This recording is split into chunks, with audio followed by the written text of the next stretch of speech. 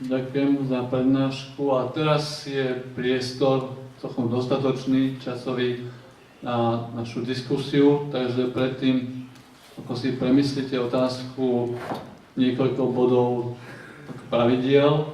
Kto má záujem, môže sa prihlásiť, mikrofón k nemu doputuje a nech sa páči, potom nech sa predstaví, povie v akom jazyku chce sa spýtať, teda v slovenčine alebo v angličtine a môže potom vyjadriť konkrétne svoj námet alebo otázku maximálne 2 minúty, aby vyšlo priestor na čo najviac ľudí. Takže nech sa páči, kto má záujem, ruku vidím tam, nech sa páči.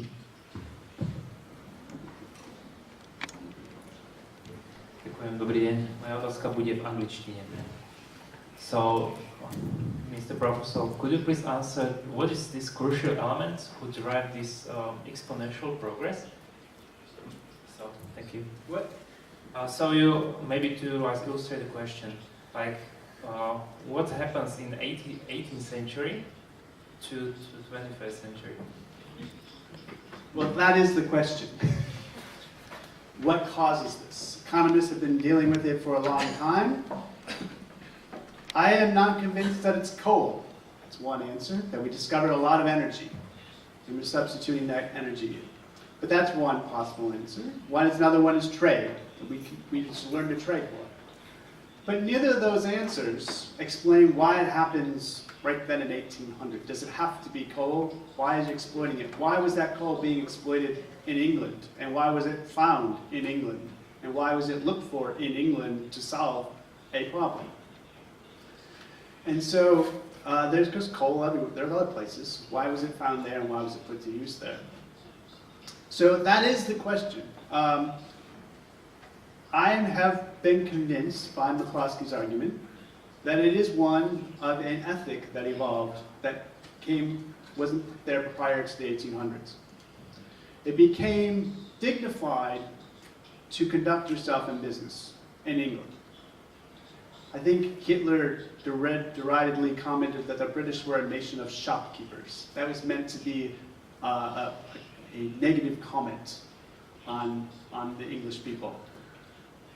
But that was not the case in England. It was dignified to have a business. If you read Jane Austen novels, the hero in Pride and Prejudice is the business person. That's the person who comes and saves the day. Even though some of the people commented that, oh, he actually lives where he works as opposed to having a country home. But in England, and Austen is saying that with a tinge of humor in there to deride those who deride the person who lives in their home, that it became dignified to be a business person, to set up a shop and give it a go. And that was very much the tradition in England.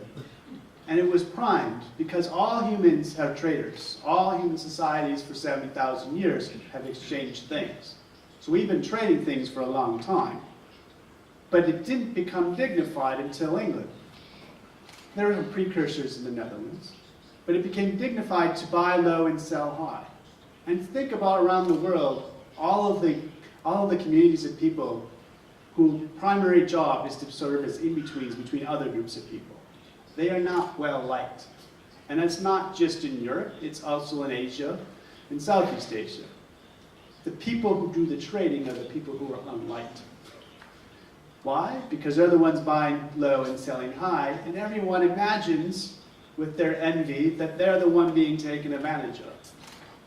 When it becomes normal and acceptable for people to buy low and sell high and try their luck in the market, then makes possible these innovations, that people become free to try new things. And so that is the hypothesis that I've been working with about what caused the great fact of the hockey stick in our well-being. Why is it increasing exponentially? And I think you can find evidence of this in tensions you see around in literature. What do we glorify? We still glorify in our movies the aristocratic warrior. You know, superhero movies are rampant. All of those are an ethic of this do-good warrior who's got an honor code to go out and protect the small person.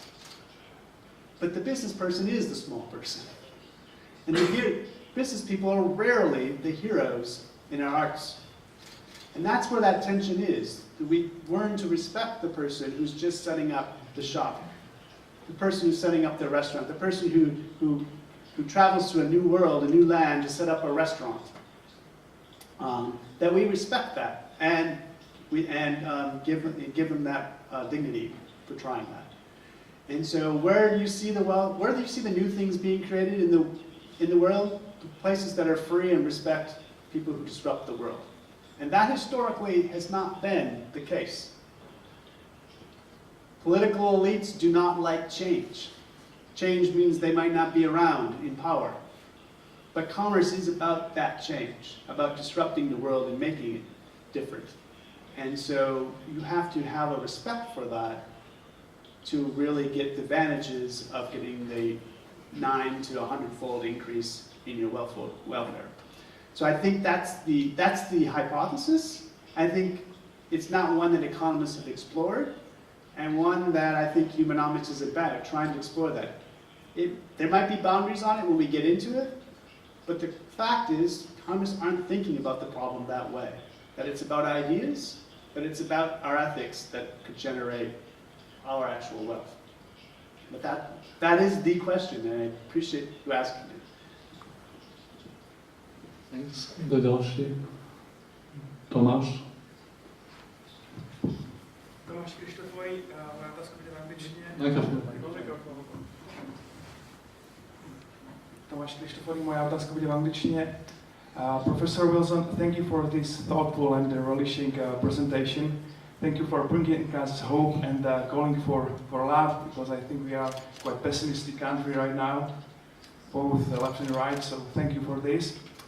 My question concerns what's the stance of the humanomics towards the problem of value judgment in economics, value freedom problem, the prohibition of committing value judgments as a scientist, as an economist. Thank you. So the question is, why is it that economists are not interested in that? In morality? What's the stance of humanomics towards the problem of value judgment? Whether it's not a clash. Oh, yes. What is the stance? I'm sorry. Thank you. So I hinted at it when I said that ethics and economics are distinct disciplines. In reviews of my work and in reviews of my work citing Deirdre McCloskey, there's a pushback on that. If you look in your textbook, I'm going to guarantee somewhere around page 8, so really early on, in Principles of Microeconomics, you'll see a little paragraph. Each one has one. It says there's positive economics and there's normative economics. This book is about positive economics. It's not about normative economics, and we're not ever going to have those two mix. Without actually commenting that that is a moral stance. To say that this is free of morals. And so humanomics is about blending them together. To take seriously that ethics are an important part of the question.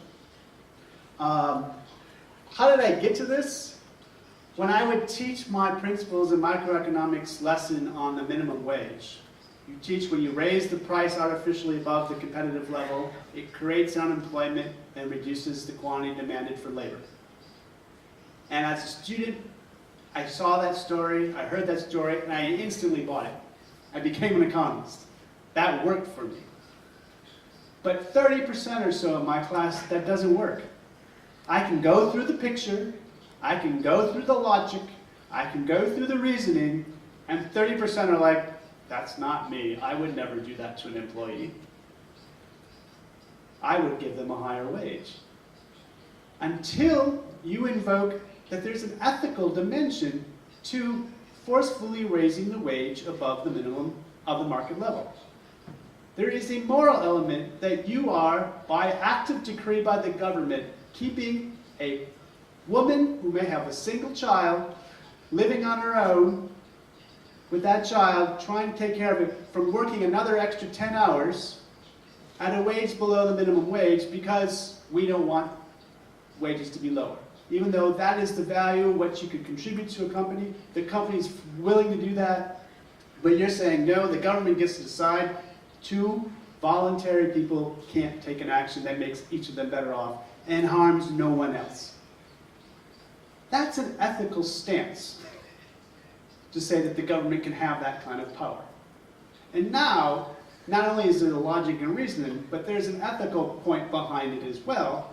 You got more to think about if you're for raising the minimum wage. That there's more going on. And so that was important for me to see that at work. That you have to engage people who first act with their heart. Economists are known for acting with their minds and their reason and throwing out all those squishy things like faith, hope, and love. But not everyone operates that way. And humanomics is about putting those things back together. It's not because the positive facts aren't the same and don't exist, but they've got to be tinged with it somehow. And just to say they don't exist because I don't want to talk about it isn't good enough. Nech sa páči. Táto strana nič? Tak ak nie, tak dáme priestor pánovi. Moja otázka bude v lenčine. CEQLS predpokladá technologickú singularitu na rok 2045. Posledné 2 týždne sa tento termín, ale posledné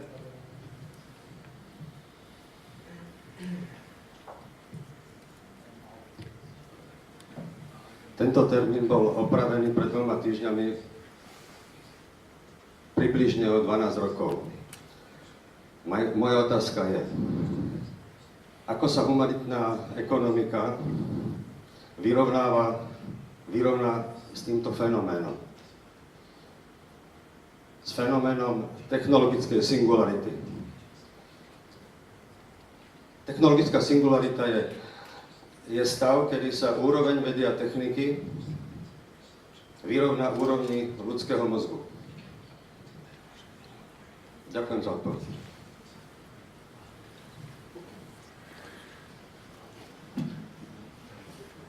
Wow, you're bringing the tough ones.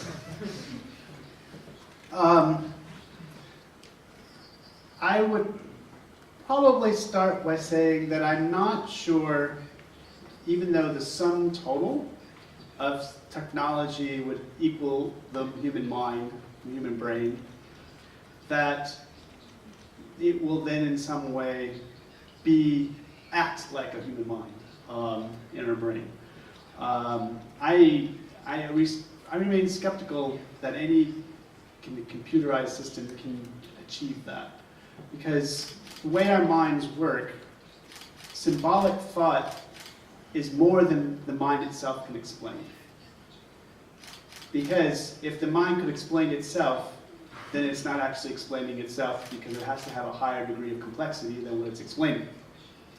And so, I mean, I appreciate the question of where technology is taking us, and it's taking us to this point where it's going to know a lot, and machines are going to be doing a lot for us. But I'm not sure it's going to be acting in a way that replaces the mind. For example, replaces creativity in the arts. That takes, that humans can't spend their time doing that. Sure, we can get rid of a lot of this grunt work, and that makes our lives better.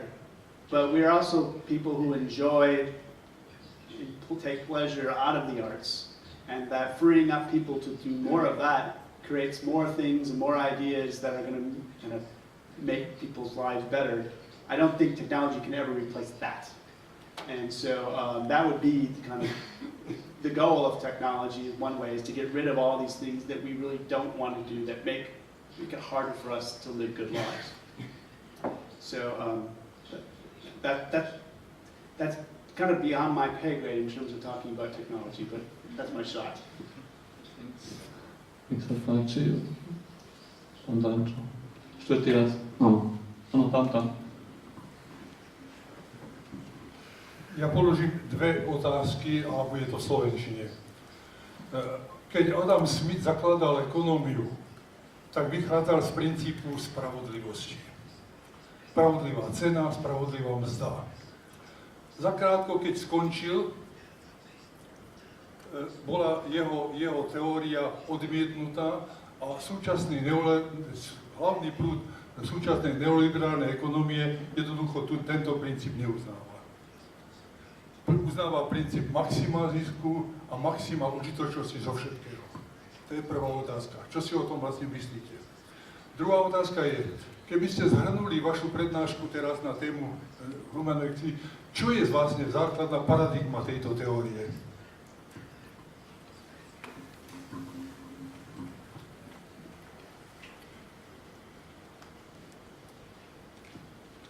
I'm going to answer the first question, then I'm going to need the second one again because I was making notes to make sure I don't forget the first one. So here's the answer to the first one. So yes, so Adam Smith has been known and caricatured as the founder of self-interest. Even further, say, kind of justifying greed. But if you read the The Wealth of Nations, both thick volumes, you'll notice that he never says self-interest. I'm sorry, he says it once. And he's referring to the, quote, inferior clergy in Rome. He is not talking about commerce being self-interested.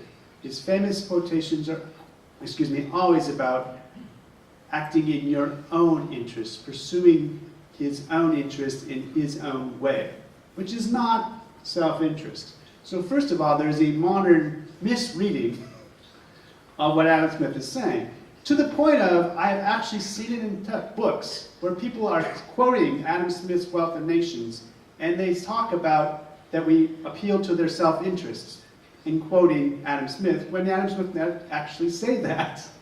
So what?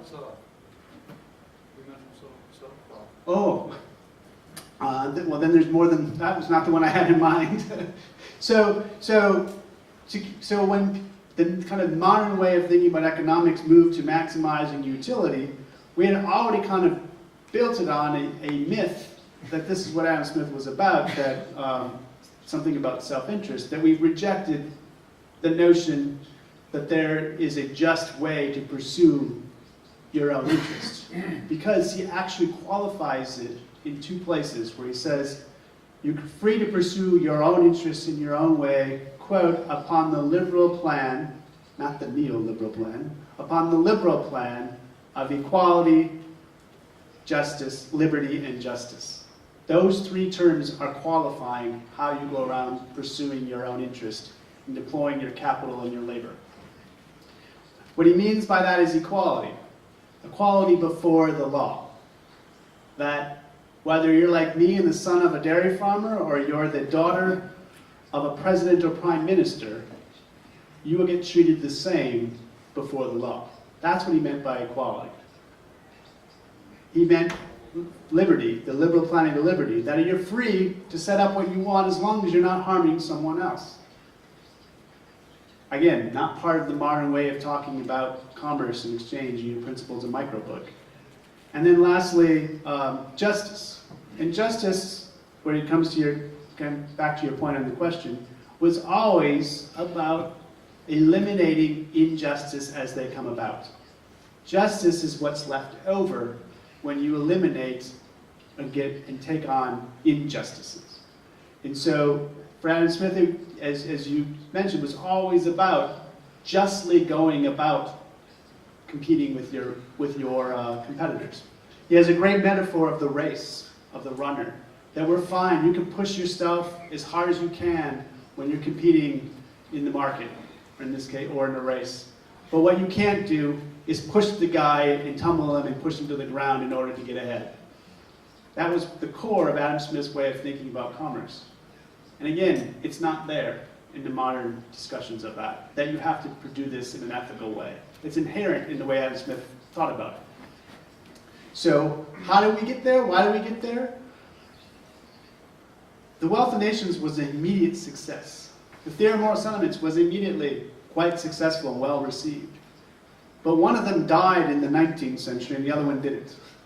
The Wealth of Nations lived on in our memory, but the Theory of Moral Sentiments more or less was lost. Its contributions are something that I've been working on. It's inspiring me in humanomics, but also working on with Vern Smith. We're working on a book right now where we use Adam Smith's two great texts to help us understand experimental economics and how experimental economics can help us understand Adam Smith. And to put in a brief plug, I'll be talking about that at Jano Peliova's institution tomorrow. But the Theory of Moral Sentiments got lost. Its contributions didn't go on. And I would blame positivism for that. Why do we get rid of the notion of a fair competition? Because Adam Smith rested his theory on feeling. It was about fellow feeling with other people. And that became very unfashionable in the 19th century. Because feelings seem mushy and squishy, and we can't trust them. We got to do it all by logic and reason. And so by rejecting feeling as being informative and helpful for how we understand humans, then we get on this path of kind of logical deduction. And so that's how I think we got to that point, how we kind of rejected Smith. We dumped the Theory of Moral Sentiments, we misunderstood then how it was related to the Wealth of Nations, and we're off and running with an amoral, not an immoral, but an amoral way of teaching economics. So I hope that gets to your question, and could you briefly restate the second one, because it was pretty quick and I was making a note here.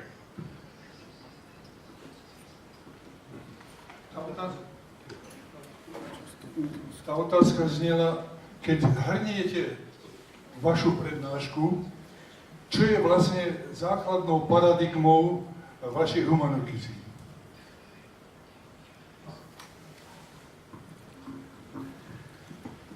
What is the fundamental paradigm of humanomics? That economics is not distinct from the humanities, and that the humanities is not distinct from economics. There is a tension that I see in my students that if you're going to study economics, it has nothing to do with your moral lives. And there's nothing we can learn from the humanities that will help us with economics.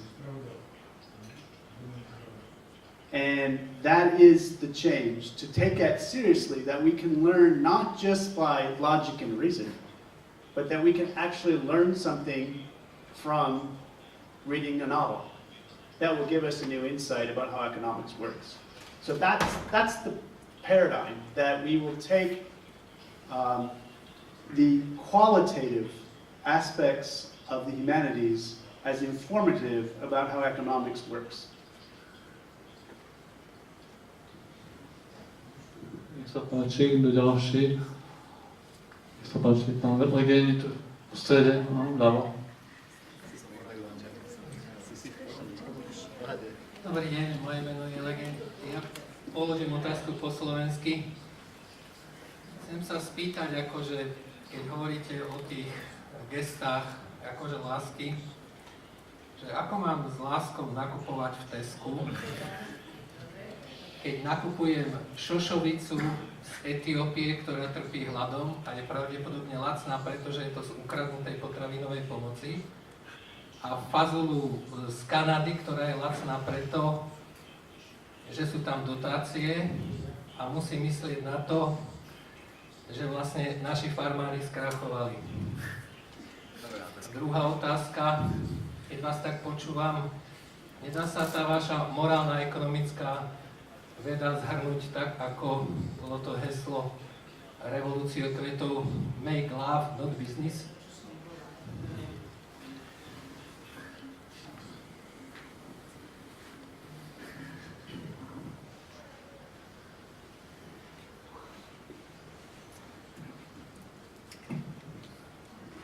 So, question is, how do you express your love when you go to the test code? It's like Walmart. Oh, so you're Walmart, you're Jupiter. How do you express your love when you're going there? Part of it is that there are people who are working there, and you could treat them with respect. You can give them a smile, recognizing that that smile may not even be for the CEO who's running that store, who manages that store, but at least that person is working there, and you can do something for that person by treating them with the dignity and respect that they deserve when you shop there. You are certainly free in Adam Smith's liberal plan under equality, liberty, and justice to direct your purchases to whoever you want. So if you have doubts about what you think your local Jupiter is doing, then don't shop with them. Go with the vendor who you think is pursuing their interests under the liberal plan of equality, liberty, and justice. So that is the free part of this, where you get to choose and direct those dollars exactly where they need to go. So if Tesco is not doing that, don't give them their money. And that's what the system is about. And it's, I would ask the second question is, there's a lot of presumption that there are many Jupiters out there stealing their inputs and benefiting from subsidies. And yet, how do we know that? We are limited in how much time we can spend thinking about those things, but there are people who can spend time finding that out for us. And when they find those things out and are verified, again, you're free to do what you want with your own money. So I'm not sure I would personally go around boycotting groups that don't get subsidies because I might not be able to eat when I'm done. And so it might not be prudent, think of another virtue for myself, to go spend all that time worrying about all of that. There's ballot boxes and politicians that we try to make those changes with. But so I think there's room to not assume that CEOs are out there to screw the consumer over. If you look, and there's an example, I'll give you an example of this from experimental economics. So if we set up a market where some of you are buyers and some of you are sellers, and you go around and trying to find deals where you can, as a buyer, purchase something for less than the most you're willing to pay for it. And as a seller, you go around trying to get more money than it costs you to produce it. You run that market with naive undergraduates the first time through, and you'll see the prices start low and then go up. In other words, and yet you'll ask them at the end, what do you think is going on? The buyers will be swearing that the sellers are taking advantage of them. That we assume that the seller must be going after us and gouging us and taking us for all we don't. But yet we don't know that, and I have evidence from the lab that people assume that, and clearly that's not true. Because I know what the costs are, I know what the values are, and I see that not happening. So we can kind of withhold our judgment until we actually know what we think we know. The second question was, I apologize, can we have two-part questions asked in two parts? Because it's hard for me to be listening and take them down and get secondly. So I got from the second question about the adage of make love, not business, or make love, I'm referring to not war. But can we how was that tied in to the first part of the question? Sorry.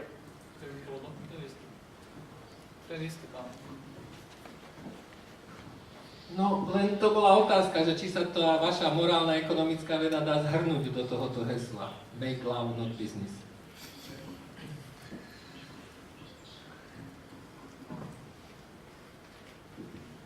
No, the way to think about it is, business is love, would be a better way to put it. That there is love going on in our daily lives of commerce. So it's make love and make business. And so part of the examples get you to think that when we go out in when we go and purchase something from somebody I had no idea, I never met them before, I never intend to meet them before, I don't know the manager of the store, I don't know the shareholders, I don't know the CEO, I don't even know the person who's actually folding the product and putting it into the bag for me, and collecting my money. I don't know any of that, any of those people, and yet they're doing me a favor. They're making my life better. Now, I'm also making their lives better. I'm helping that employee, I'm helping the company, and they're going to go along and continue on. But this is not the natural state of humanity, where we go around having strangers do things for us and we do things for them. That is not the natural state where we started as a species. Our natural state was, if you weren't in my tribe, I'd go out and kill you. And if I'm left alone, I'm gone. That is that there's an us and there's a them, and we're going to kill the thems and take their stuff. And this is a momentous change in human history, when two strangers came across each other, and instead I traded my potatoes for your gazelle, and you take my potatoes and give me your gazelle. Instead of we trying to kill each other and get both of them, with one of us dead. That momentous change where we traded among strangers is huge. And modern commerce is just another extension of that. And I think a big question is, how do we get to that? McCloskey's claim is that commerce actually makes us better people. Not only do good morals make for good markets, but markets also make for good morals. That as we go through this process of trying to do good for strangers, it makes us better people. It's certainly not the norm that we think about it. But in the broader scope of things, what we're doing is we're trying to provide benefits for people we don't know. Think about it. Every time we create a new type of toothpaste, it's because somebody is spending their time working on a product that's going to help serve us. They're thinking about other people. Yes, they're thinking about the money that's going to go into their bank account for work, but they're also thinking about other people because what could help them out in their life? What do they want? Strangers thinking for me, about me, is a great thing. And it works because I'm also thinking about other people. And I don't have to know these people, and they don't have to know me, and yet I treat them with the dignity and respect of another human being that's not a member of my tribe. I think that's beautiful, and I think that's what commerce is about. Nech sa páči, Martin, v druhom rade.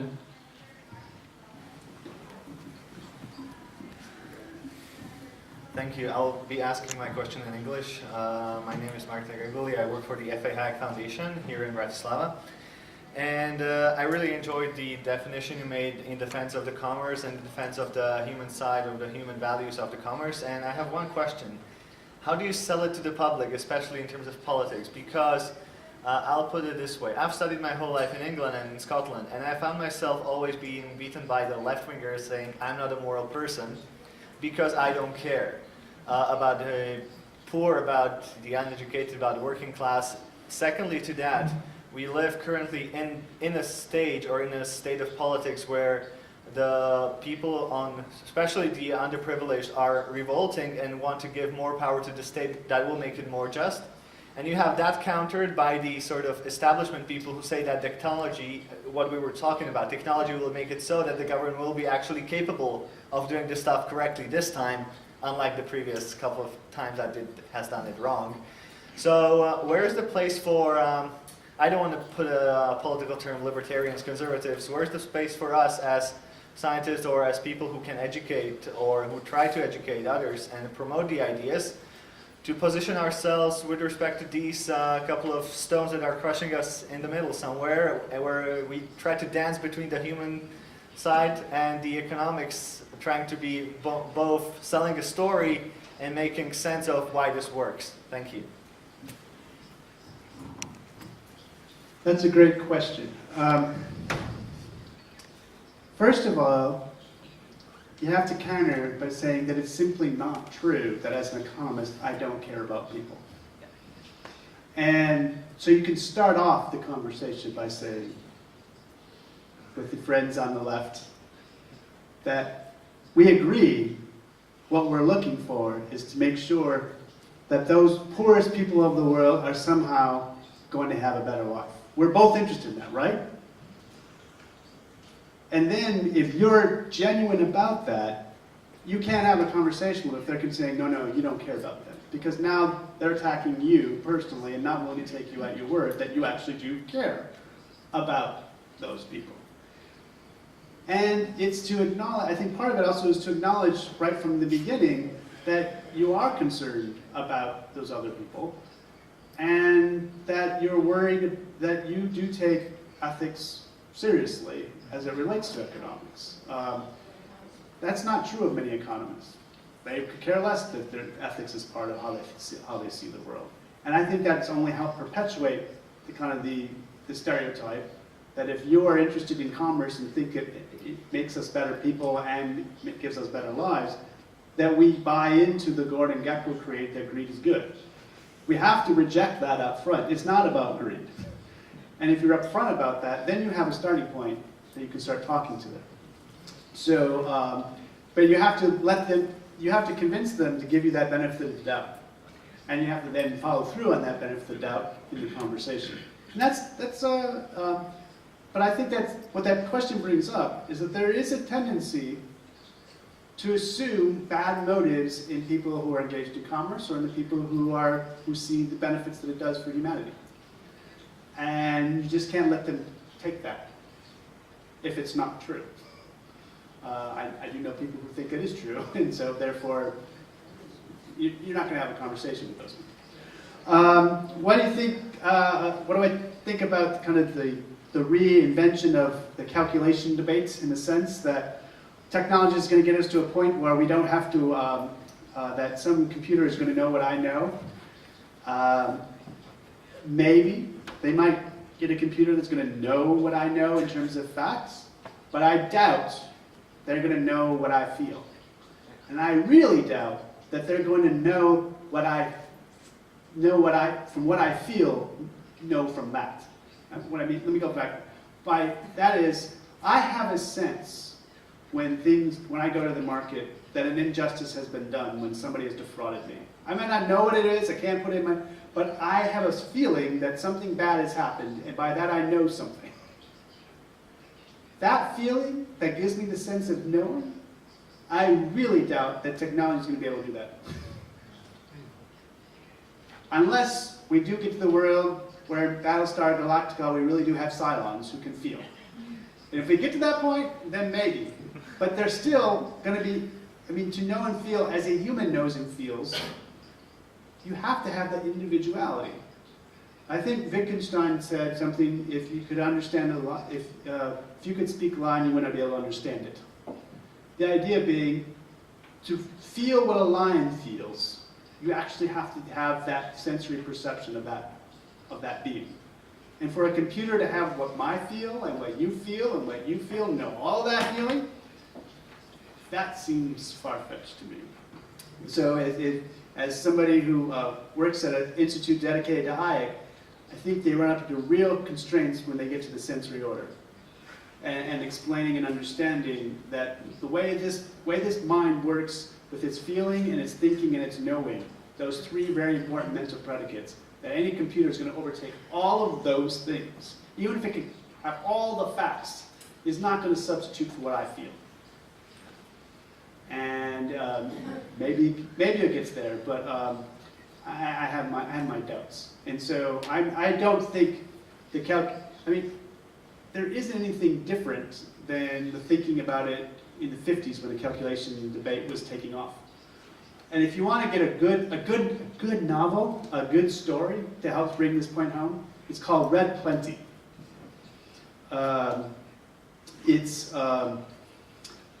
The author goes back in the 50s, right at the moment where it kind of looked like communism might succeed, that there's this hope that it could solve this problem.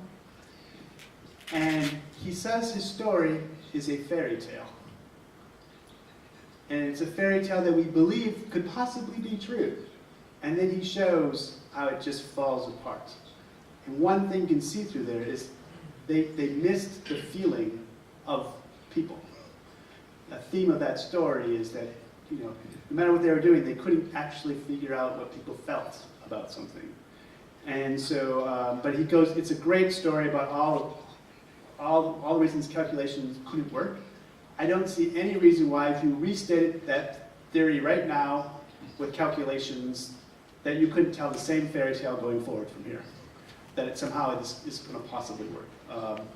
They're not people.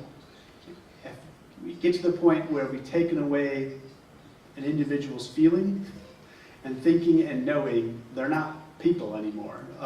And unless that computer is a technology is an actual person, they're not going to know how I feel.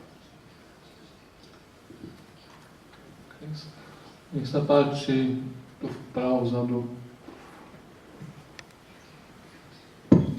Ďakujem za slovo. So I would like to pose a question in English. I'm Pavel Pukač. I'm chairman of Students for Liberty in Slovakia. So I would like to ask, why do you think is in, for example, literature or in mass media that the left basically stole the narrative of, for example, the 19th century, or for example, how right now people just by being afraid don't really cherish the fruits of globalization we have, or free trade. So just to restate the question, why do you think it is like that in literature or in mass media, that just people who really cherish voluntary free trade cannot really explain it in that way? Thank you. I think there are a couple answers to that question. This is all speculation, but I think something worthy of maybe dissertation or two. But one reason why, I mean, bourgeois life is not designed to be exciting and thrilling.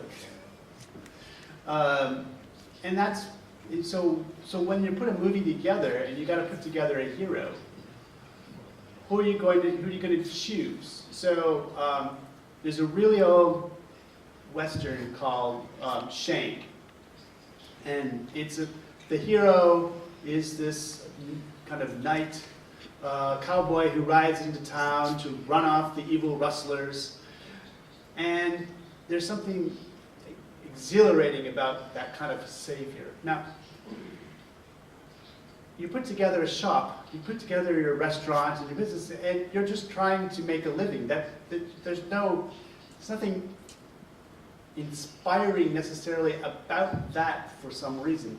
The most boring character in that movie is the person who runs the town store, the general store. And it's not exciting. It's not, just working your hardest to get that perfect menu for your customers to make it work doesn't have the same kind of glory that Thor has in a movie. And that's part of that is our yearning for that old narrative. I mean, we may be living in a new age of commerce, a new ethical system, but we still kind of have yearnings for that old system where the knight comes in and saves the day. And those are hard to get rid of. Those stories are hard to get rid of. Now, they're not everywhere. Bollywood used to be very much, the merchant was the bad guy. commerce is growing in India, flourishing, and now you see themes of the merchants being the celebrated hero. And so there is a bit of back and forth that goes on. So the question would be, and I think this is a question for kind of sociologists, why would we want to hold on to that kind of ennobling of the aristocratic kind of ethic? Why do we persist that? It could be that we're living in an age, if the world is as good as I'm claiming it is, that things are getting better and better, there is a tendency in stories to want to then see the bleakness. That's what appeals to us. And when things get bleak, we look at utopias. We got the great world. And so maybe the fact is that business people are portrayed well because we're doing so well materially, that things are doing really well. And we got to have that tension in our lives for the great story that kind of cuts against that. But your question is an important one. Why is that the default? Because I watched the movie Frozen, the Disney film Frozen. Who was the bad guy in the film? The merchant that was setting up all the evil things. The little kids are getting this story kind of set up. There was this French cartoon about a bear and a mouse, and again, the bears that were in business were there to take advantage of all the customers. And this is the basic story that we kind of teach right from a young age. But in some sense, it's not glorified. Maybe if we did glorify it, talk about the dignity involved with it, that gets more exciting. But it's not what we're looking for in entertainment.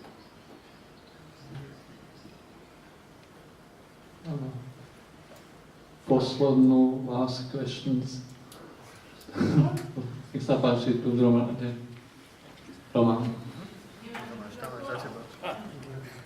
Hello, I will ask in English.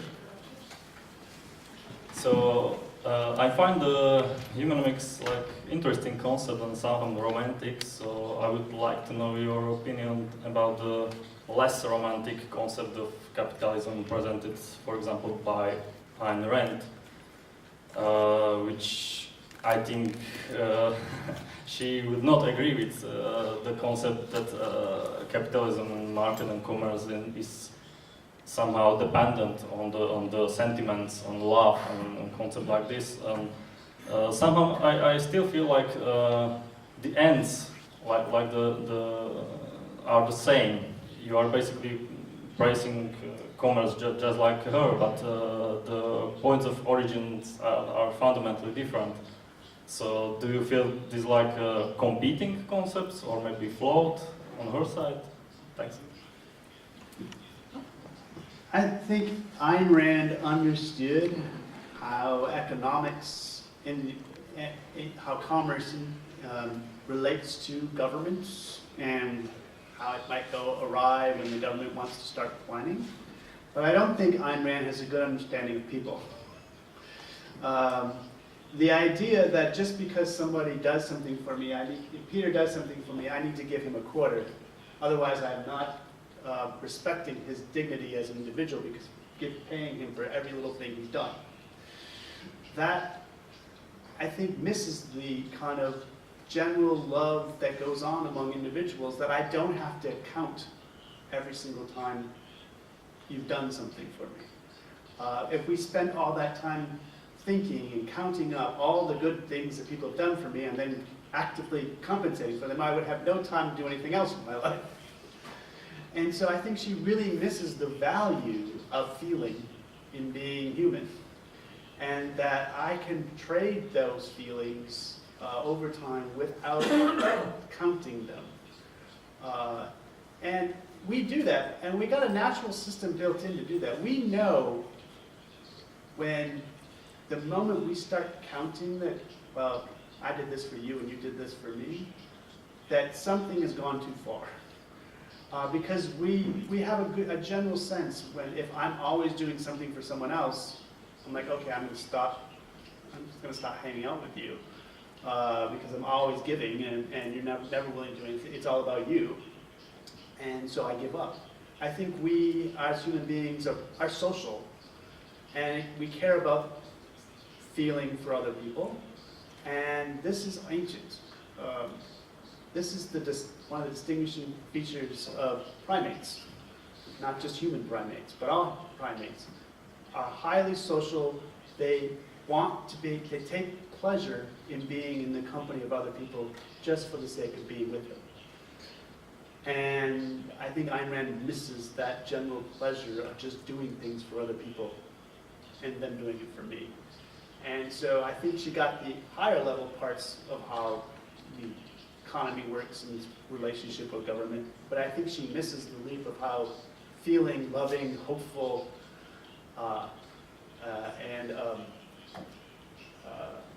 and faithful people to their identity can get to that point. That those virtues of faith, hope, and love are not the same as I see in ordinary people. I think that's where I would change the story of Atlas Shrugged. Ďakujem. Viem, že by ste chceli ešte viacerí diskutovať a mohli by sme ešte tu dlho diskutovať o tomto probléme, pretože naozaj to je zaujímavá téma. Čas však je vzácny, ekonomicky vzácny, aj celkovo vzácny, takže aj dnes sa nám čas už pomaly chýli ku koncu a ja vám všetkým chcem poďakovať, že ste prišli za vašu aktívnu účasť. Ešte raz chcem poďakovať našim partnerom za podporu. No a osobitne chcem poďakovať pánovi profesorovi za jeho vyčerpávajúcu prednášku a odpovede na vaše otázky. Thank you very much.